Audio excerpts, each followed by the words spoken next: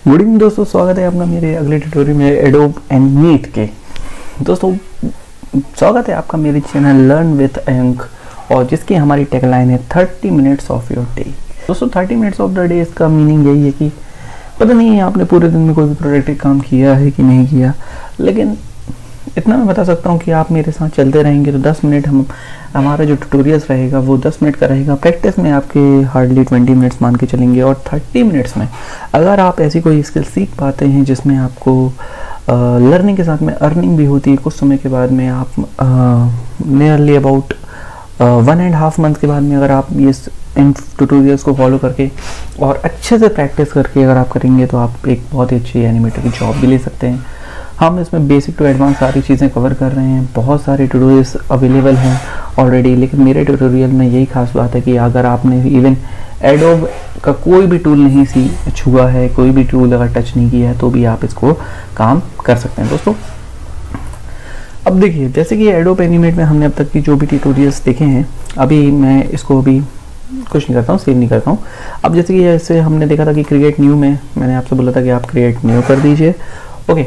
और फिर उसके बाद में अब जैसे ये हमारे पास में ओपन होता है HD फुल HD 4K। अभी मैंने कहा था कि आपको ये सब में कुछ भी ध्यान लगाने की ज़रूरत नहीं है कि सोशल, गेम्स, एजुकेशन, एड्स वगैरह ये सब क्या है, इसमें ध्यान लगाने की कोई भी ज़रूरत नहीं है। सिर्फ हम अभी बेसिक पे जाते हैं और बेसिक से ही हम एडवांस पर जाएंगे।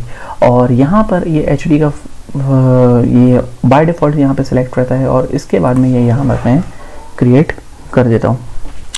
दोस्तों ऐसा कोई नहीं है, कोई स्क्रिप्टेड नहीं है ये, कोई ये सीरीज़ कोई भी इस तरीके से स्क्रिप्ट नहीं है कि आज हम ये करेंगे ये करेंगे ये करेंगे। सिर्फ मैं आपको वही चीज़ें बताऊंगा जो आपको ज़रूरी है किसी भी टूल्स को सीखने के लिए, चाहे वो फोटोशॉप की बात हो, चाहे वो एडोब एनिमेट की बात हो, चाहे हम इसमें जो भी चीज़ें हम यूज़ करेंगे, मेरा वादा है आपसे, आप उसको A to Z उसको अप्लाई कर पाएंगे अपनी रियल लाइफ में। लेकिन पहला थोड़ा बहुत 10-12 दिन हम अभी टूल्स पे वर्क करेंगे। टूल्स के बाद में हम इमीडिएटली प्रोजेक्ट्स पे ले आएंगे, और प्रोजेक्ट्स को मैं ऐसा नहीं कि एक ही बार में बता दूंगा, मैं प्रोजेक्ट्स को ना ब्रेक करके बताऊंगा। हम उसको कोई अगर बड़ा प्रोजेक्ट रहेगा तो 3-4 पार्ट्स में हम उसको ब्रेक कर लेते हैं। तो अभी हमारा काम यही है कि टूल्स पे हम ध्यान देते हैं, थोड़ा बहुत सीख लें कि हमको अगर मैराथन में अगर रेस लगानी है तो हमको ये आना चाहिए कि भाई साइकिल चलाते कैसे हैं, राइट, ओके। और अगर आप मेरे चैनल पर नए हैं तो आप मेरे चैनल को सब्सक्राइब कर लीजिए, जहाँ पर हम ग्राफिक्स से रिलेटेड बहुत सारे ट्यूटोरियल्स एक के बाद धड़ल्ले से हम अपडेट करते रहेंगे। और कुछ मेरे PC में अभी इशू चल रहा था, इस कारण से मैं 2 दिन का गैप हो गया, नहीं तो हम डेली कुछ ना कुछ इसमें अपडेट करते रहेंगे। तो दोस्तों हाँ, और मैंने अभी वादा किया था 3D Max के लिए कि 3D Max का भी हम ट्यूटोरियल लेकर आएंगे, लेकिन 3D Max का हम थोड़ा सा दिन बाद लेकर आएंगे।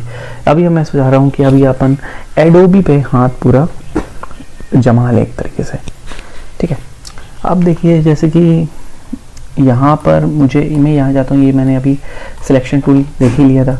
सिलेक्शन टूल और सब सिलेक्शन टूल क्या होता है मैं आपको फिर से बता देता हूँ। जैसे कि मेरे पास शेप है, शेप को मैंने लिया और यहाँ शिफ्ट की को प्रेस करता हूँ, और अभी मैंने रेक्टेंगल लिया है तो ये यहाँ पे रेक्टेंगल बन जाता है। उसके बाद में जैसे ही मैं, अब देखिए रिवीजन कर लेते हैं। अभी यहाँ पर ये जो फिल ले रहा है, ठीक है, फिल में हम काम करेंगे तो ये अभी हमको केवल उसका जो फोरग्राउंड कलर है उसी में ये कलर करेगा, ठीक है। अब आप ये देख रहे हैं कि अभी मैंने यहाँ ग्रीन कर दिया, माय बैड, यहाँ ही करता हूँ। अब ये देखिए स्ट्रोक है, स्ट्रोक को मेरे को अलग करना है या दूसरे कलर का करना है, तो अब मैं यहाँ पर सिंगल क्लिक करता हूँ तो यहाँ पर फिल आता है। लेकिन जैसे ही मैं यहाँ पर डबल क्लिक करता हूँ तो ये देखिए यहाँ पर स्ट्रोक भी आ गया, राइट, ओके। तो स्ट्रोक में फिर हम यहाँ पर ये कलर्स को सिलेक्ट कर सकते हैं, बहुत ईजी है, कोई इसमें ऐसा कोई रॉकेट साइंस नहीं है, ठीक है। अब जैसे कि अब ये सिलेक्शन हो गया है, इसमें यहाँ पर कैनवस में मैं डबल क्लिक कर देता हूँ तो मेरे पास में शेप जो रहता है वो अपने बाय डिफॉल्ट कंडीशन पे आ जाता है। सिलेक्शन टूल का मतलब ये होता है, जब भी हम सेलेक्ट करेंगे किसी भी चीज़ को सिलेक्ट करेंगे, अब देखिए मैं सिंगल क्लिक करके इसको मूव करता हूँ, जैसे कि मैंने पिछले ट्यूटोरियल में बताया था कि हम इसको जो स्ट्रोक होता है वो इसका मूव नहीं होता है साथ में, अगर हम बाय डिफॉल्ट एक ही क्लिक करते हैं, ठीक है। लेकिन अगर हम डबल क्लिक करके इसको यहाँ पे मूव करते हैं तो ये दोनों की तरह मूव हो जाता है। रिवीजन के साथ साथ हमारा वीडियो के साथ साथ हमारा रिवीजन भी हो रहा है, और आई होप कि आपने उसकी प्रैक्टिस करी होगी, ठीक है, ओके। अब जैसे कि यहाँ पर ये दिया है हमारा सब सिलेक्शन टूल। सब सिलेक्शन टूल कुछ नहीं है, जैसे कि ये हमारे नोट्स हैं, ठीक है, आपने देखा होगा कि बहुत सारे शेप्स बनते हैं। अब ये नोड को मैंने यहाँ पे सिलेक्ट कर लिया और इस नोड को मैं सिलेक्ट करके फिर मैं कहीं पर भी इसको इस तरीके से मूव कर सकता हूँ। ये देखिए, ठीक। तो सब सिलेक्शन टूल ऐसे ही होता है, इसका ऐसे ही काम करता है। अब अगर मैं इसको मूव करूंगा तो अभी ये मूव नहीं होगा, मुझे यहाँ पर जाकर फिर से सिलेक्शन टूल शॉर्टकट इसका भी होता है, लेकिन मैं यहाँ पे सिलेक्शन टूल यहाँ पे काम कर लेता हूँ, ठीक। वही डबल क्लिक, ओ सॉरी, ठीक। यहाँ से इसको मैंने पूरा सिलेक्ट कर लिया और ये किया। अगर नहीं आया समझ में कोई बात नहीं, हम पॉलीगन ले लेते हैं शिफ्ट करके। अब यहाँ पे देखिए पॉलीगन का साइज आ जाता है। अब ये पॉलीगन में जैसे ये नंबर ऑफ साइज है, अगर हम नंबर ऑफ साइज को यहाँ पर लेस से 7 कर देते हैं और फिर यहाँ पे पॉलीगन टूल को लेते हैं और यहाँ शिफ्ट प्रेस करके मैं यहाँ पे ये करता हूँ, तो इसका जो शेप रहता है, ये जो कॉर्नर्स रहते हैं वो 7 कॉर्नर्स में बन जाएंगे। कोई ऐसा रॉकेट साइज नहीं है इसमें और कोई ऐसा टफ पार्ट भी नहीं, बिल्कुल बेसिक है, सिंपल चीज़ है। ज्योमेट्री हम सभी ने पढ़ी होगी, तो उसलिए मैं उसमें डीप में नहीं जाता हूँ। अच्छा, अब जैसे कि फिर से मैंने यहाँ पे सब सिलेक्शन टूल को लिया, सब सिलेक्शन टूल को लिया। किसी भी कॉर्नर को आप सिलेक्ट कर सकते हैं कि इसमें क्या होता है, नोट्स बनते हैं। ये जो रहता है, ये जो रहता है, ये जो रहता है, ये जो रहता है, ये सारी चीज़ें जो रहती हैं ये आपकी नोट्स बनती है, ठीक है, कोई दिक्कत नहीं है। यहाँ पर इसको मैंने सेलेक्ट किया और यहाँ से मैं इसको मूव कर सकता हूँ। अब मुझे मनचाहे शेप जो भी बनाना चाहता हूँ, जैसे आपने कुछ एब्स्ट्रैक्ट शेप्स देखे होंगे इस टाइप से। अभी मैं ग्राफिक्स में नहीं जा रहा हूँ, सिर्फ आपको बेसिक बता रहा हूँ, फिर हम शेप्स के बारे में पढ़ेंगे, शेप्स कितने प्रकार के होते हैं, क्या होता है, ये सारे काम देख लेंगे, ठीक। तो यहाँ से ये हमारा ये काम हो गया। अच्छा, मैंने आपको आई ड्रॉपर टूल के बारे में बताया था। आई ड्रॉपर टूल में अब जैसे कि अब देखिए, जैसे अभी मैं ये रेक्टेंगल को यहाँ पे सिलेक्ट करता हूँ। जैसे सपोज मान लीजिए मुझे ये कलर करना है और मुझे किसी इमेज का कलर करना है। अभी मैं इमेज नहीं ले रहा हूँ, ठीक है। ये यहाँ से ये मैंने सिलेक्ट कर लिया है और ये फिल कलर है। फिल कलर में अभी मैं यहाँ पर जैसे कि अभी मैं येलो कर देता हूँ, राइट। ये मैंने येलो कर दिया, बहुत ही सुंदर, बहुत ही प्यारा कलर होता है येलो। बहुत लोगों को पसंद नहीं आता, मुझे भी पसंद नहीं है, लेकिन मैंने चल सेलेक्ट कर दिया, ठीक है। अब जैसे यहाँ पर ये आई ड्रॉपर टूल का काम रहता है, जैसे मैंने आपको बताया था फोटोशॉप में भी आई ड्रॉपर टूल होता है, इलस्ट्रेटर में भी, और एडोबी के जितने भी सॉफ्टवेयर रहते हैं सारी चीज़ों में आई ड्रॉपर टूल का काम यहाँ पर रहता है। अब ये मैंने आई ड्रॉपर टूल को यहाँ पर जो सेलेक्ट कर दिया और इस कलर को मेरे को पिक करना है, तो यहाँ से ये येलो कलर को पिक कर दिया और ये यहाँ पे इसको कर दिया। बहुत ईजी है, बहुत ऐसा कुछ है नहीं। अच्छा, ये तो अभी हमारा हो गया शेप का काम कि शेप पे हमको कैसे काम करना है। अब एक बोनस टिप, मतलब जिसके लिए हम यहाँ पर देख रहे हैं। अच्छा, यहाँ पर कुछ चीज़ें और हैं, जैसे कि lasso tool, polygon lasso tool क्या होता है। अब देखिए, जैसे मुझे सिर्फ इस शेप को सिलेक्ट करना है। अब जैसे कि मान के चलिए मैं सिर्फ इतने इस पार्ट को यहाँ से ये सिलेक्ट करता हूँ और फिर यहाँ से इसको ये मूव कर सकता हूँ। ये लेसो टूल है और पॉलीगन लेसो टूल में इतना सेलेक्ट कर लिया। अब ये देखिए, ये पूरा एरिया ये यहाँ पे सिलेक्ट हो गया। अब देखिए, अगर मैं यहीं से मूव करूँगा तो ये मेरा जो लेसो टूल है ये मेरे को मूव करने नहीं देगा। अब गलती आप जान सकते हैं कि क्या है गलती। देखिए, मैं फिर से लेसो टूल को सिलेक्ट करता हूँ, यहाँ से पॉलीगन लेसो टूल को ये मैंने इतना पार्ट ये अपने उसका सिलेक्ट कर लिया। और दूसरी चीज़, फिर जब तक मैं यहाँ पर सिलेक्शन टूल में नहीं जाऊँगा तब तक ये मेरे को यहाँ पे मूव करने नहीं देगा।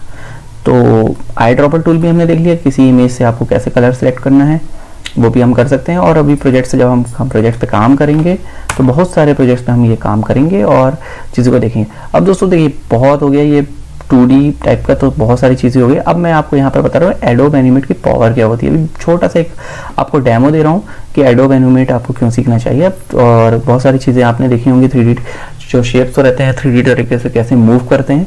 अब देखें, जैसे कि मैंने यहाँ पर ये रेक्टेंगल टूल को यहाँ पे सिलेक्ट कर लिया है और ये मैंने इसका कलर, मेरे को येलो कलर बिल्कुल पसंद नहीं है, मैं चेंज कर दे रहा हूँ। यहाँ पे सिंगल क्लिक कर दिया, तो यहाँ से फिर मैं ठीक है इसको ले लेता हूँ। ओके, अगर अब शेप को कॉपी करना है तो मैंने पूरे शेप को सिलेक्ट किया, ऑल्ट प्रेस किया, शिफ्ट से अलाइन हो जाएगा और ये दूसरा शेप आ जाएगा, ठीक है। और यहाँ पर मैं और शेप को ले लेता हूँ, ऑल्ट प्रेस किया, शिफ्ट को प्रेस किया और ये शेप मैं यहाँ से ले लेता हूँ।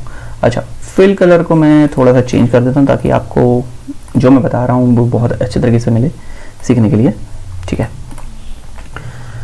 ओके, अब ये पूरा शेप है। अब ये जो शेप है इसको अब मुझे एनिमेट करना है, ठीक है। अब एनिमेट करने के लिए मैं इसको अगर ऐसे ही नॉर्मल इसमें एनिमेशन करना चाहूँगा तो ये एनिमेशन इसमें नहीं होगा।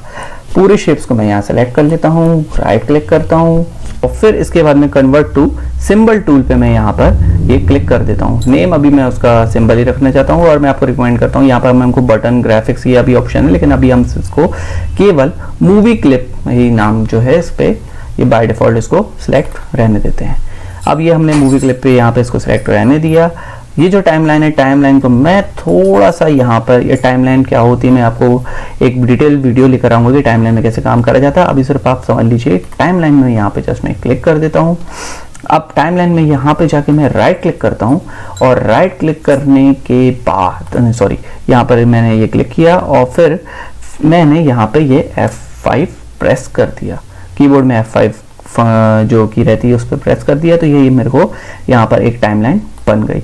और यहाँ राइट क्लिक करने के बाद में मैं यहाँ क्रिएट मोशन ट्विन पर मैं यहाँ पे सिलेक्ट कर देता हूँ और इसको टाइमलाइन को मैं अपना जितना मैंने सेलेक्ट किया उतना कर देता हूँ। और जब मैंने ये पूरा सेलेक्ट किया, अब देखिए अगर आप 2020 के ऊपर का वर्जन सेलेक्ट कर रहे हैं, आप चला रहे हैं, तो आपको यहाँ पर 3 डॉट्स मिलते हैं और उसके बाद में आपको 3D रोटेशन टूल मिल जाता है। लेकिन अगर आप उससे लोअर वर्जन चला रहे हैं तो उसमें आपको निराश होने की कोई ज़रूरत नहीं है। आप विंडो पर जाएँ, विंडो के पास जाने के बाद में आप ट्रांसफॉर्म टूल पर जाएँ। अब ट्रांसफर टूल में आपको ये यहाँ पर 3D रोटेशन जो रहता है ये आपको मिल जाता है। और इसका एक और शॉर्टकट मैं बताता हूँ, आप ये दोनों को सिलेक्ट करें, शिफ्ट प्रेस करें, W प्रेस करें, तो ये देखिए ये जो एरो है ये आपके पास में आ जाते हैं। अब जैसे कि मैं ये इनको यहाँ पे ये सिलेक्ट कर लिया है मैंने और फिर ये मैंने ये यहाँ से मूवमेंट यहाँ पर दे दी है, थोड़ी थोड़ी सी यहाँ पे मैंने मूवमेंट दे दी है। अब इसके बाद में कंट्रोल के साथ में मैंने यहाँ पे एंटर प्रेस किया। एंटर प्रेस करने के बाद में ये देखिए ये जो शेप होता है ये मूव होने लगा। तो आपने देखा होगा कभी आपको इस टाइप के शेप्स को मूव करने के लिए, नॉर्मल बेसिक शेप्स को मूव करने के लिए 3D रोटेशन करने के लिए आपको ज़रूरत पड़ती है, तो आप इस तरीके से कर सकते हैं। तो दोस्तों वीडियो पसंद आया तो आप मेरे वीडियो को लाइक कर दीजिए। अभी मैं इतना ही रख रहा हूँ, आप कोशिश करता हूँ कि मैं होप करता हूँ कि आपको ये वीडियो पसंद आया होगा। और दूसरी चीज़ ये है कि अभी मैं इसको इतना ही रख रहा हूँ, ज़्यादा मैं आपको इतना डीप में लेकर नहीं जा रहा हूँ, नहीं तो ट्यूटोरियल बड़ा होगा तो आप उसको चीज़ों को सीख नहीं पाएंगे। तो आप इतना प्रैक्टिस करिए और मिलते हैं हम कल कुछ नए ट्यूटोरियल्स के साथ में, कुछ नए शेप्स को क्रिएट करेंगे। तो bye bye, good night, take care.